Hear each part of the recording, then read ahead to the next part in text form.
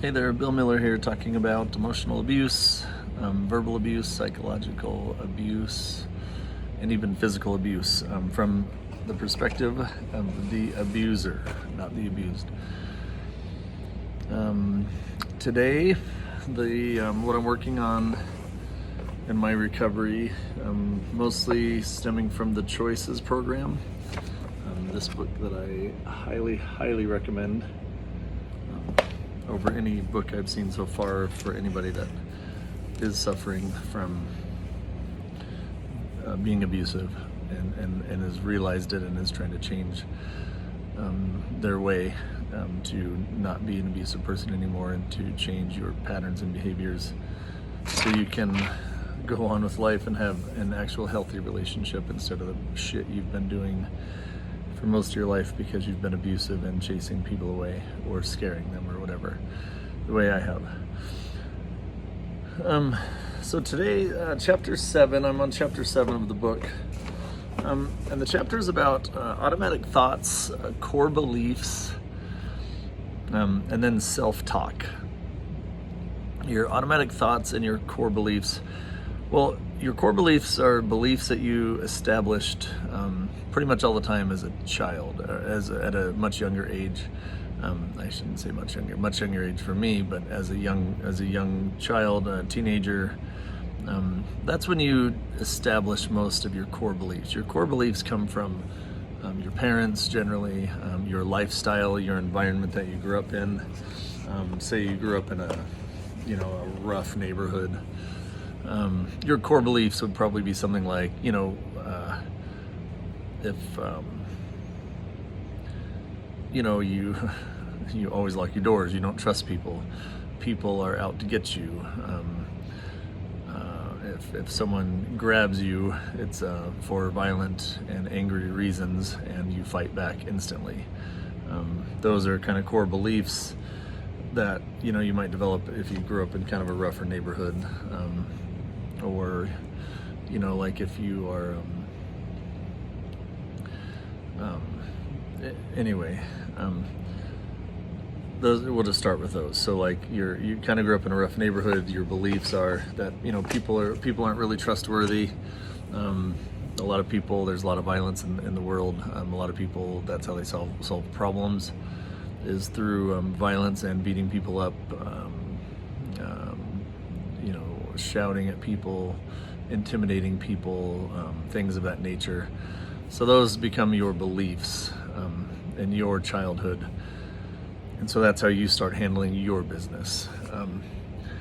Well, now your core beliefs lead you to your automatic thoughts. So as you grow up, say, your beliefs are deep within you. You're not thinking about your beliefs, but when something happens, you have these automatic thoughts that stem from your core beliefs. In that example, so someone, comes up behind you and, as an example, a lot of people actually don't like sitting with their backs to the room in a restaurant because they never know who's gonna, jump them from behind, I guess.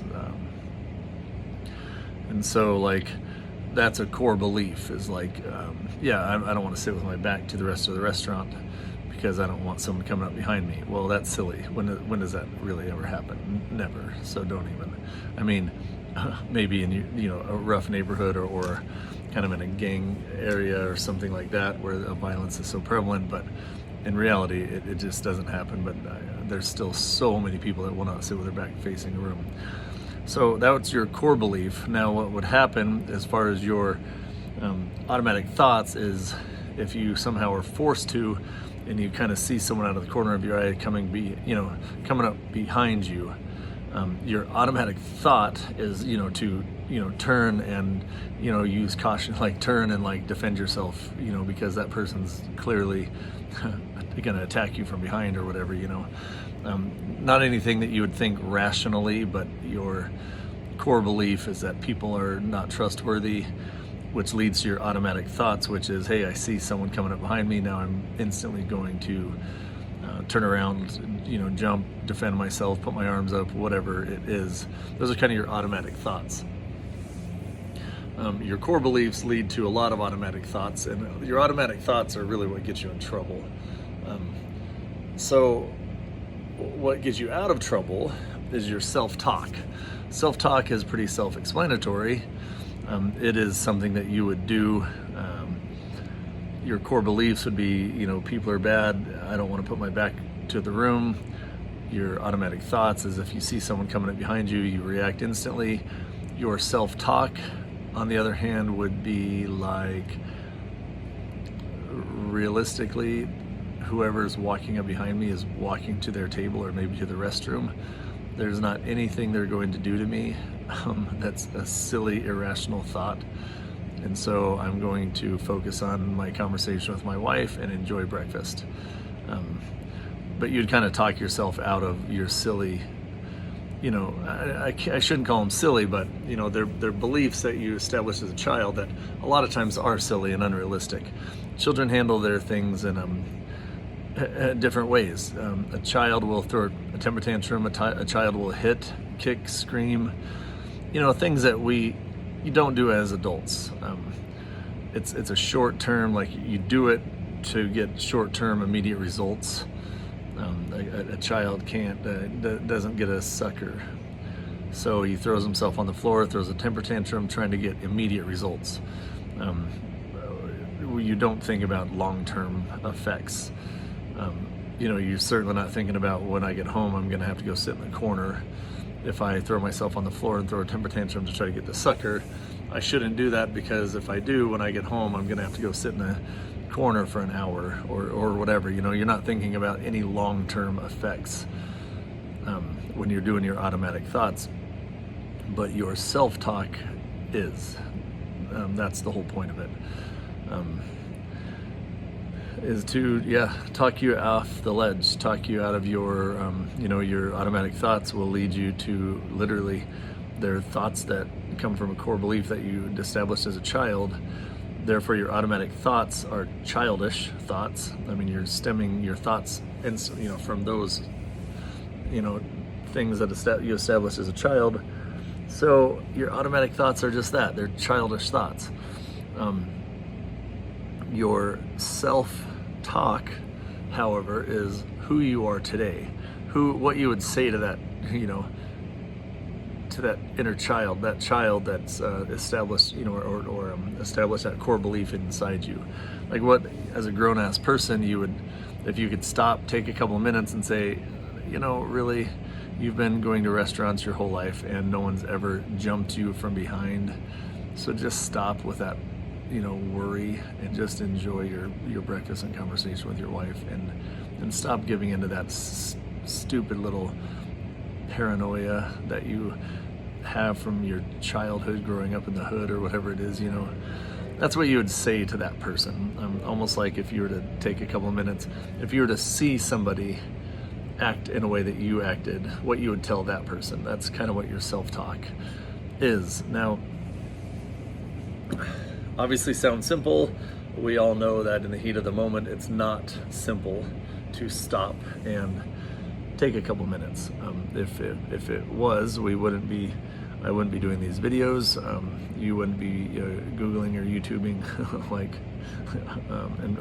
emotional abuse and how to overcome emotional abuse, because we would be able to communicate and treat everyone the way they deserve to be treated, and the way we would always want to treat people.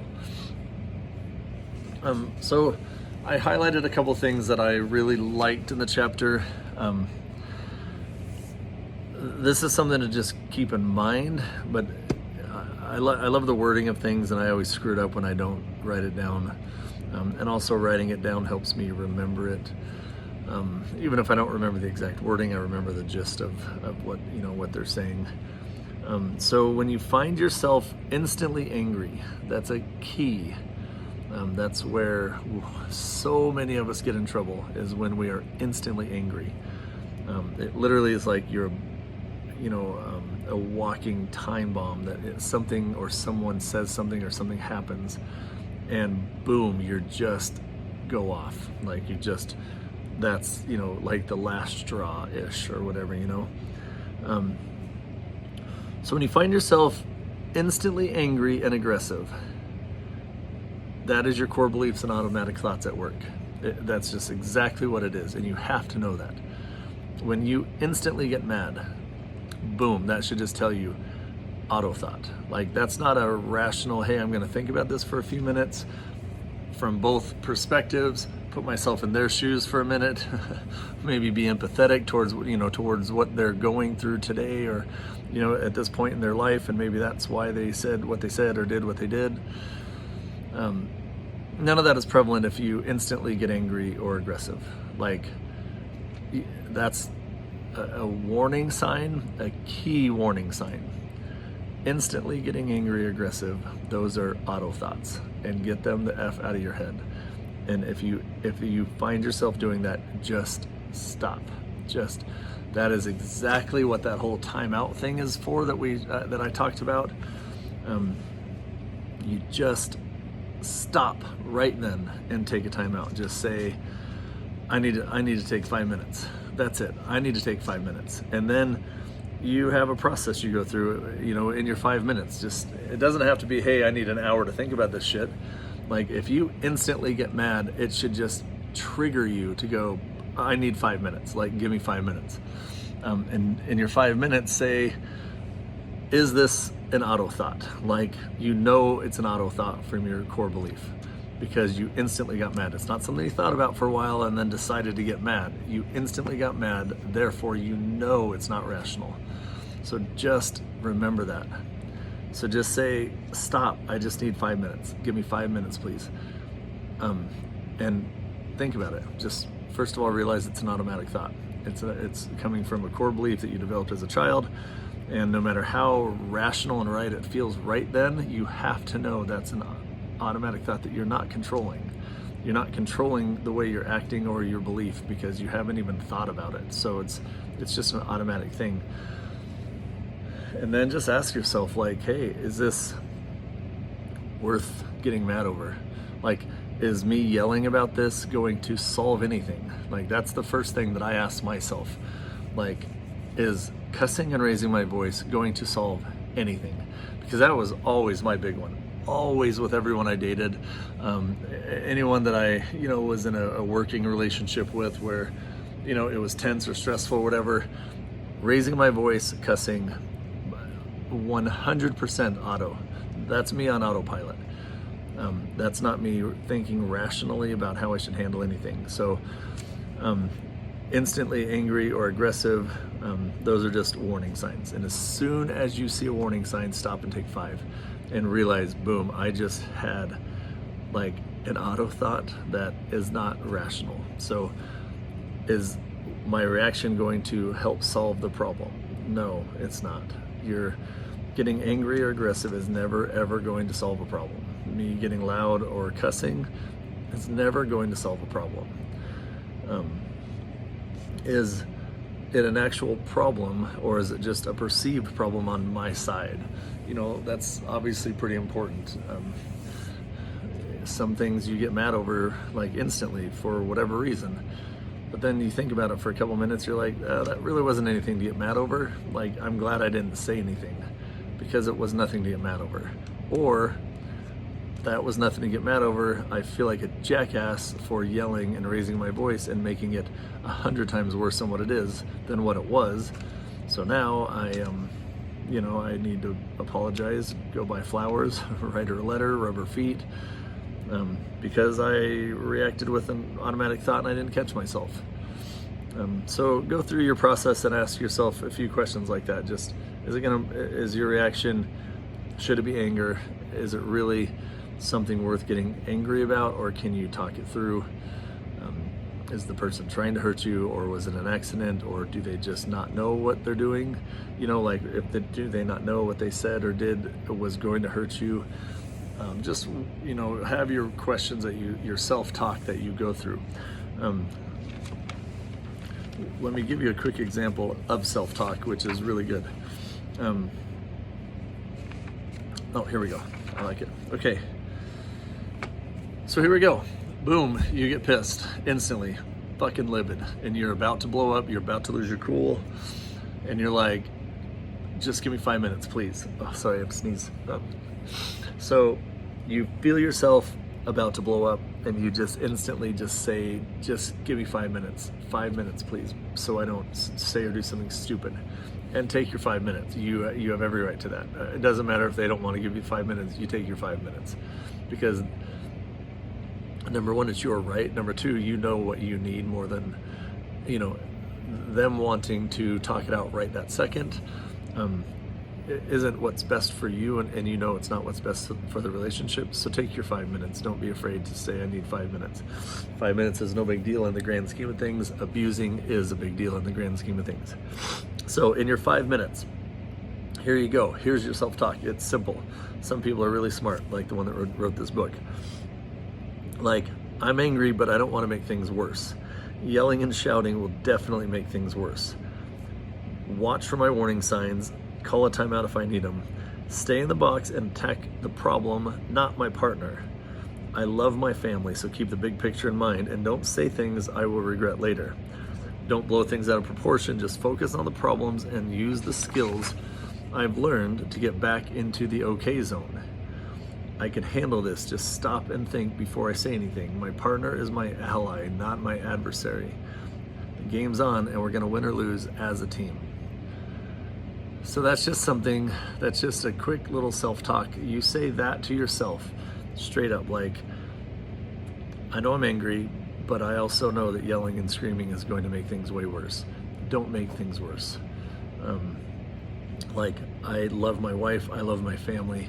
I don't want to say things that are going to jeopardize that or hurt that, you know, down the road. I want, you know, my wife and I to respect each other. I respect what she says. If I keep my cool and speak and, you know, convey my feelings in a constructive manner, she's always going to respect that. Even if she doesn't agree with them, she'll still respect, you know, the fact that I, you know, conveyed my feelings and I did so in a respectful manner. And I also listened to hers, and we kind of worked together to come up with a compromise, to negotiate, you know, kind of the best plan going forward for both of us. No harm done, no foul, no anger, no tension, no stress that we're carrying with us down the road or later on for this. We, you know, take a few minutes, we get back into the okay zone, and we work out a solution, and we move forward with it. And that's how self-talk works. Instead of angry, pissed off, aggressive, yelling, now she goes into defense mode, either shuts down or yells back. You start saying things you don't mean. You bring up something from 6 months ago. She brings up something from 9 months ago because you haven't worked those things out in the past. You know, all of that shit happens, which is why self-talk is so important. It just talks you off the ledge, makes you come up with, you know, rational thoughts, and just don't ever stop. Like, whenever you feel yourself getting angry, don't stop talking to yourself. Like, just ask yourself every time, like, is this worth it? Like, is it really something that me getting mad is going to fix? Or can I just talk it through? Can I, you know, just think about it for a few minutes and maybe understand the bigger picture, understand what the other person is trying to do or say, and walk away feeling good about myself, feeling good about, you know, working through the problem without adding to it and without carrying it forward for it to come up down the road.